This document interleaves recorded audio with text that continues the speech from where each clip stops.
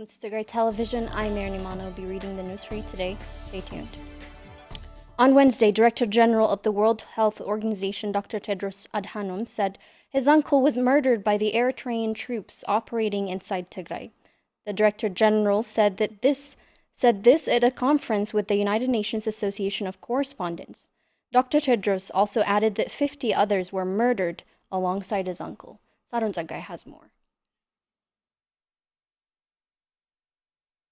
Speaking at a press conference with the United Nations Association of Correspondents on Wednesday, head of the World Health Organization, Dr. Tedros Adhanom, said Eritrean troops murdered his youngest uncle in Tigray. The Director General also added that he was on the verge of cancelling the events after learning about the tragic incident from his mother. On last Saturday, I was informed that my uncle was murdered by Eritrean army. And I spoke to my mother, and she was really devastated because he was the youngest from their family, and he was almost same age with me, young uncle. So I was not in good shape, that's why.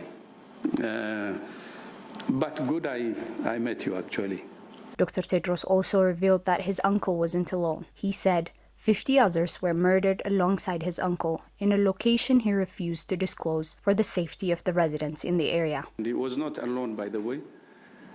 In the village, when they killed him in his home, from same village, more than 50 people were killed, just arbitrary.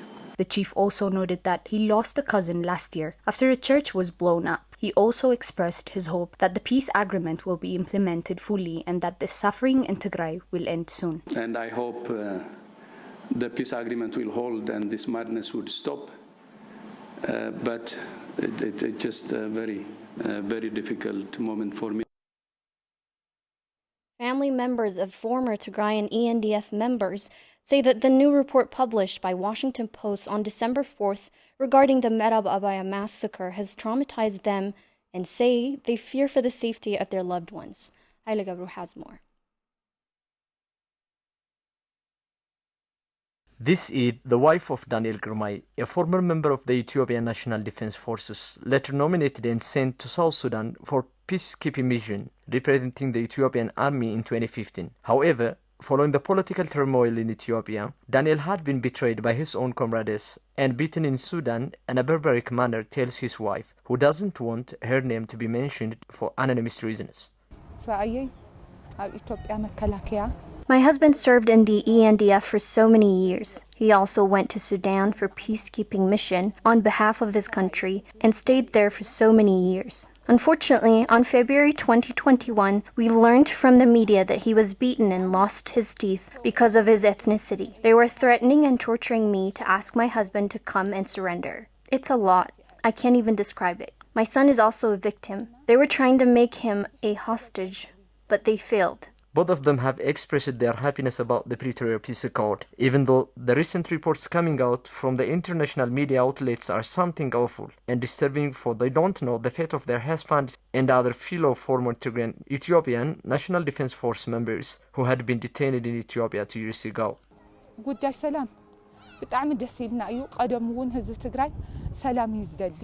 I'm so happy and relieved about the signed peace agreement. It was in the interest of Tigrayan people, and we want this suffering to come to end.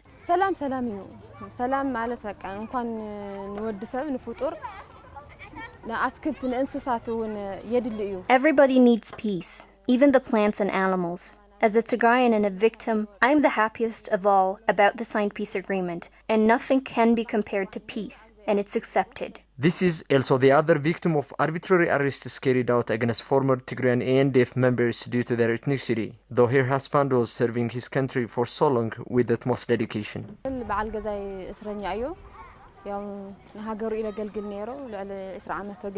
My husband is imprisoned by the country he served for 20 years. They've always put their country first, but because of his ethnicity, he was imprisoned starting from October 2020, so it's been 2 years since I last heard from him. They also called on the international community to firmly work on the proper implementation of the cessation facilities signed between the Tigray and Ethiopian governments to end the 2-year horrific war in Tigray and release the prisoners of conscience, mainly Tigrayan former ANDF members who had been detained due to their ethnic adherence all over Ethiopia.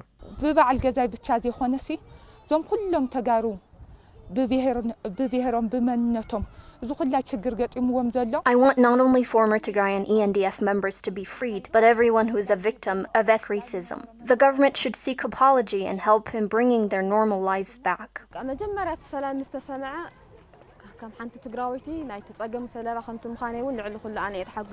When we first heard about the agreement, I was so hopeful that my husband would be released and see him again. But after time, when I heard about the killings of 83 former ENDF Tigray members, it worried me thinking about my husband. He could be one of them. I can't sleep. The international community has to do something about it. We need them released. We're still waiting for the full implementation of the peace agreement. It is to be recalled that more than 17,000 former Tigrayan members of the Ethiopian National Defense Force are now under custody without speedy trial.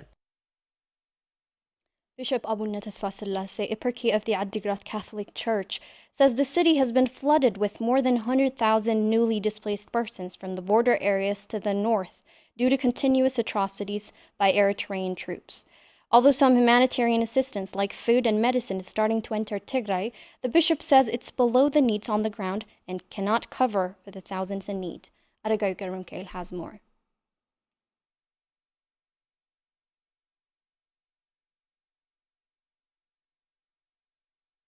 The 2 years devastating war on Tigray has severely affected socio-economic structure of the region.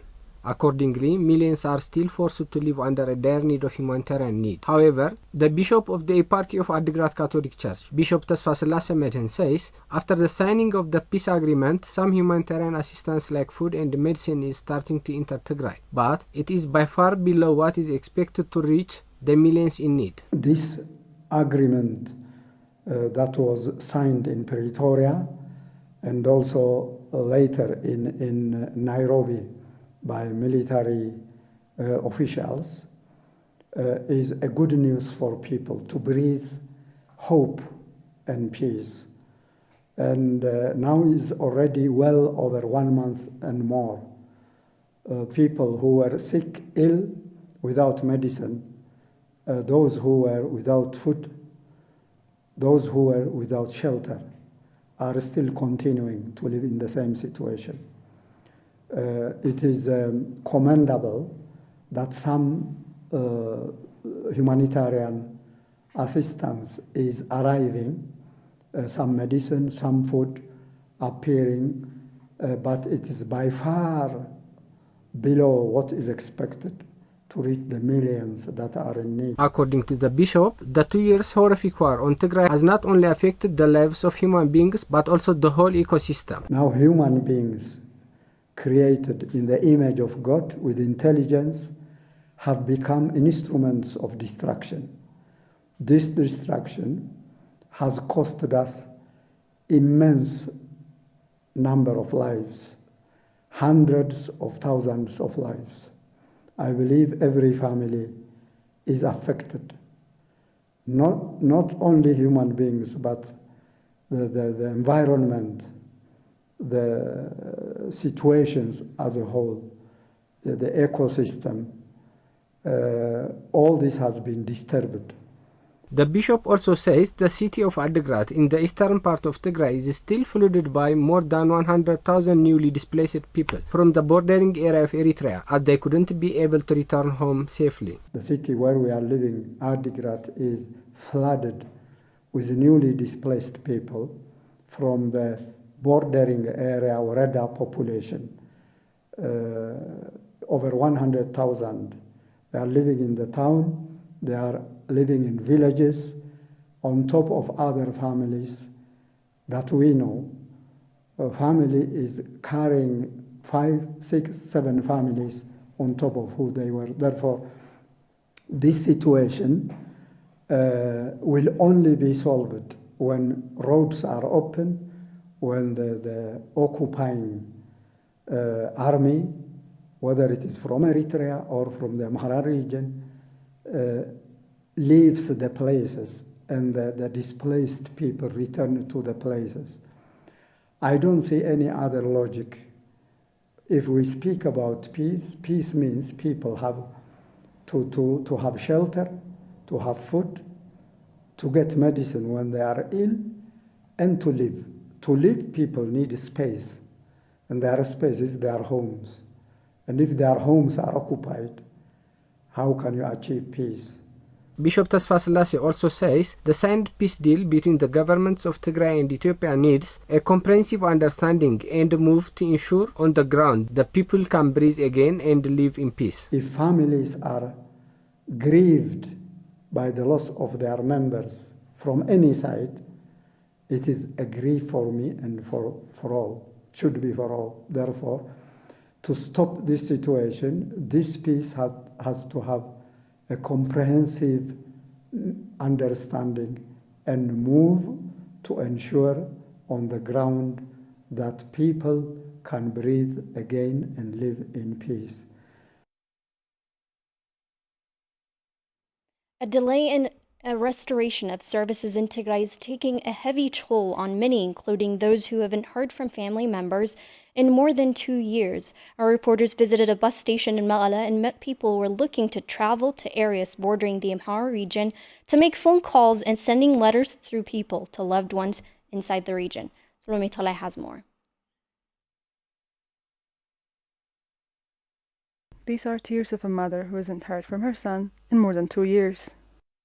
Ma'aza Halefum comes from a small vicinity of Haik Mashal in the district of Atzbi in eastern Tigray. We met Ma'aza at a bus station in Mekelle, trying to go to an area in southern Tigray, bordering the Amhara region. She was told she could get a cell phone signal there.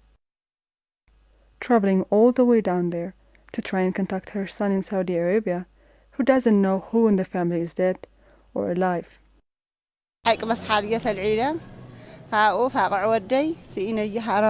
I came from Haik Mashal. I can't reach my son, who I miss dearly. I'm just trying to hear from him. We observed many more were also getting on buses, headed to bordering areas to reach out to family members living outside Tigray. We're traveling from the northern part of the region to Naqsaga in the southern part. The bus station is also filled with many other people who try to send letters to relatives and loved ones in other parts of Tigray through others traveling.